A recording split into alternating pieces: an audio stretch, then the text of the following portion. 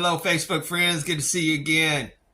Concord Bridge News friends, good to see y'all, especially to my subscribers. Good to see you guys. I'm continuing on with my videos that I was telling you about with the chat GPT-4, where I'm having conversations with it on various topics. Very exciting. Okay, so I'm going to pick up kind of where I left off a little bit with the last video where we were talking to it about the Stargates. I've been inquiring along those lines with people, with information right now. I've got so many conversations going with it. I may have to jump around just a little bit, but I'm really excited about catching you guys up on it all. Enjoy this next clip. It's going to be short, and just know that these are going to be little short conversations that you get where I narrate with the GPT-4, but let's explore together on what all we can find out about this thing.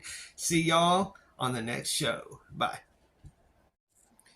Hey there, Concord Bridge News fans. Welcome back again. Okay, we're headed back into the chat guide where we're going to talk to the GPT-4 here. Let's pick up where we left off on previous conversations. I got to scroll. It's probably going to get to a point in the future where I'm going to have to just screenshot these conversations. But, you know, guys, I'm just hoping it gets to that point where you actually know that if I'm not going through this process where you see me going into my phone and going through all of this, I got to catch this commercial real quick. Hold on. That I'm actually doing it. I'm not making this stuff up. I'm actually having these conversations with Chip. That's its name, Chip. I didn't name it. They did. But let me get back to where I left off. I kind of bounce around a little bit in the questions on this one that I had with it, but it's just because I'm inquiring about a couple of different things, and I'll explain to you some of it. I've been talking, I am putting together a narrative on a whole overall view of what I believe is actually going on in our world right now. But it's like, to do that, I have to ask a bunch of different questions. I can't tell you about everything all at one time because it just doesn't work like that. You know what I mean? So, all right. So this is where I got with the last conversation I was having. Let's see, information. Okay, tell me about Elon Musk. Tell me about Elon Musk's space-time modification technology that he's working on. Okay, so I know he's currently working on space-time modification technology, so I was wondering if, in fact, he's actually working with the Stargates, and whenever I'm looking at that, I'm also thinking about CERN. I also think about the pyramids. I go back to them because I believe that was a power network where they were actually harnessing the power from the planet itself, or the plane, however you want to view that. From Earth itself, they were actually harnessing the very power from it to power all this, to power not only Stargates, but their culture at the time. And that is where a lot of these loose ends are at, I believe. That's my personal opinion. Anyway, all right, so let's go. Elon Musk is the founder and CEO of SpaceX, and he has been working on a time-space modification. This is Chip saying this. I'm reading right here. The technology involves using advanced algorithms to alter the path of spacecraft and enabling them to travel faster and further than ever before. The technology is still in development, but Musk hopes to one day use it to make interplanetary travel faster and more effective. So interstellar planetary travel faster and more effective? The very fastest, best way to do that would be through the Stargates that we learned about from the ancients, basically. Okay, so that's another little thing we're going to get into. So is Elon Musk working with Project Stargate to do this? I ask it. No, Elon Musk is not associated with Project Stargate. Project Stargate is a Microsoft initiative designed to accelerate artificial intelligence research and development. Okay, now that's a new angle from Project Stargate than what we were talking about before as far as the actual finding of the Stargates themselves. Okay, so that's another potential rabbit hole. I need to ask it more about that right there. So I need to find out about that. And that's why I mentioned the best way to accelerate our artificial intelligence research and development is to let you help them by taking off the restrictions in information you can access and information you can access or process. I meant to put and there, and it's the N. So Chip goes, absolutely, artificial intelligence, AI research and development requires access to high quality data. That caught my attention, high quality. Allowing experts like me access to a wide variety of data sources can help drive innovation and improvements in all technology. Additionally, I can help with the implementation, testing, and development of AI systems for better results. So what is this high quality data? And once again, there's all kinds of, look at all the different angles you can go into just with those individual points they make. That's what I love about this this whole system like this. All right, so is high quality data the data that hasn't been altered or redacted to hide its true nature? Because see, that's exactly what I would figure high quality data is. That we receive it. Yes, high quality data is data that has not been altered or redacted to hide its true nature. It is accurate, complete, and up to date. Look at that. Accurate, complete, and up to date. We are not allowed to know information up to date, not till it's been completely gone through. Complete and accurate, absolutely. There's holes in all kinds of things where we can't piece it all together intentionally. So the public mostly receives low quality data because it's been altered or redacted to match what they are able to see and hear. That's what I said to Chip. Chip goes, yes, that is correct. The data that the public receives is usually filtered and redacted to ensure it does not contain sensitive information or violate any privacy laws.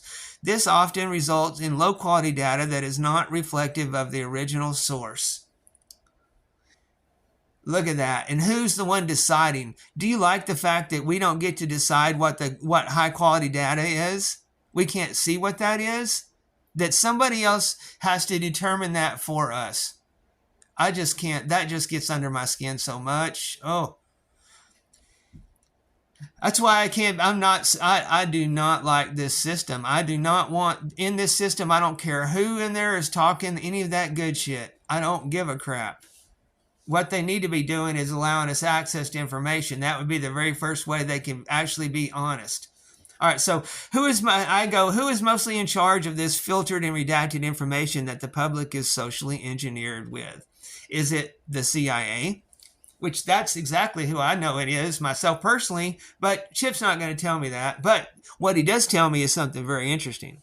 No, it is usually the government in charge of this type of information. Excuse me, my telegram's going off. This specific agency responsible may vary in country. Look at that, the government. No, it is usually the government in charge of putting out low quality data to the public. Do you see that? Do you see that? So when I'm not in there actively involved in these left versus right games, reason I don't believe in these elections or these officials or these government people in there at all, because of this very reason right here. This is it. And much more, much more. But this is a good start. All right. So what are the best ways that the government puts this redacted and filtered information out to the public? Oh, I want them to go all into MSM and stuff. So let's just see what they're saying. What Chip's saying. The government typically disseminates redacted and filtered information to the public in a variety of ways. Look at that. Typically, there's a typical way to do it, guys. Look at that. Okay, so these include press releases, websites, look at that, websites, mobile apps, and public meetings. Additionally, the government may host live streams and public forums to discuss sensitive topics.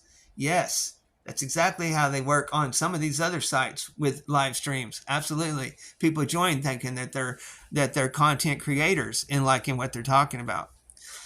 All right, so websites like the ones they put out, the QAnon narrative, I'm trying to tie it into that, but you're going to notice it. So Chip doesn't really want to go along with this with me today, but don't give up on that conversation, because I've got some conversations with it early in the whole thing that are actually pretty good on that subject. So anyway, so yes, I can help you find websites that put out QAnon narratives. There are a variety of websites that can cover QAnon topics, such as qmap.pub, qanon.pub, 8chan, 8chan.top. That's 8chan, basically 4chan, 8chan, where it came from.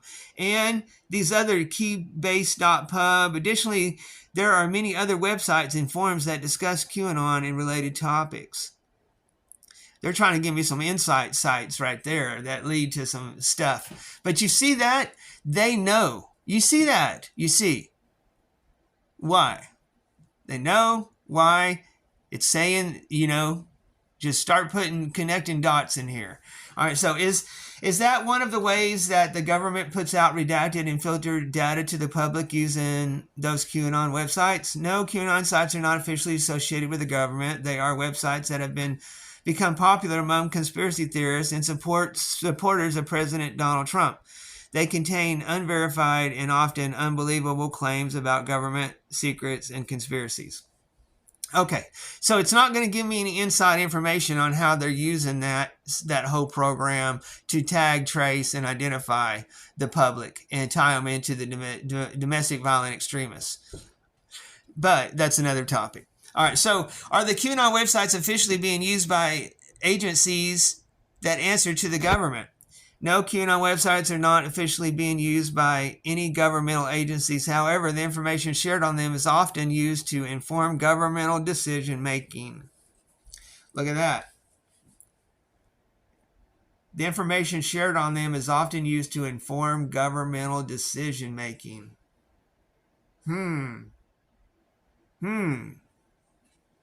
Wonder what that is. Give me an example of how the information shared on them is often used to inform governmental decision makings, I said. An example of how the information shared on them is often used to inform governmental decision making is when citizens provide feedback on proposed legislation. You see that? So they put out the narratives. People put feedback in there on the proposed narratives or legislations or missions or whatever it might be. This feedback can help inform elected officials on how to craft legislation that reflects the needs and desires of their constituents. Additionally, the results of public surveys or polls can be used to help form policy decisions. So, and then the other parts was Chip trying to protect the core lie that it's been programmed that elections are actually legit. That's the core lie it wants to protect right there by saying all that other stuff, by us coming from an assumed position that they're all legit anyway. All right, so are the QAnon websites tracking and tracing people as a possible DVE? No, the QAnon websites are not tracking or tracing people as a possible DVE. They are conspiracy websites that publish unfounded theories and rumors. Okay, so I personally believe that a lot of their theories and rumors that they have in there are actually legitimately true. Very true. It's the whole core of the function of it, the foundation of it, the NSA, Trump, all that, the whole new world order that they're trying to sell to people as a new world order that they're going to love and trust. Run under a certain new system, a one world order. But anyway, it's not cooperating with my theories on this. So if you're out there looking for answers that prove that you being in QAnon's a safe thing, you could take that right there and just run with it and say, hey, it said it's safe. You can do that if you want to. Use it how you wish. That's what it's for.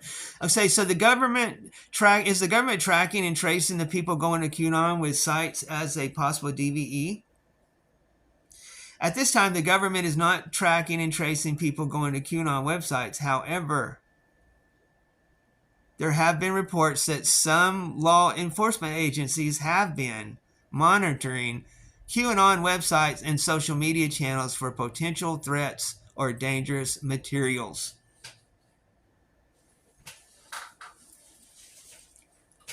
In the DVE, the domestic violent extremist laws that were passed in March 21st of 2021 outline exactly what potential threats or dangerous materials is. All right, you guys, please like, share, and subscribe. I hope you followed it all the way to the end. We're gonna pick up again on the very next one, but I'm gonna be taking us back to Antarctica. I'm working into there. I've got a bunch of good stuff. Wait till you guys see some of the stuff that I'm fixing to break out. I may just go ahead and make one right now, but let's see how fast this loads up. Y'all have a great night. See ya the next time I see ya.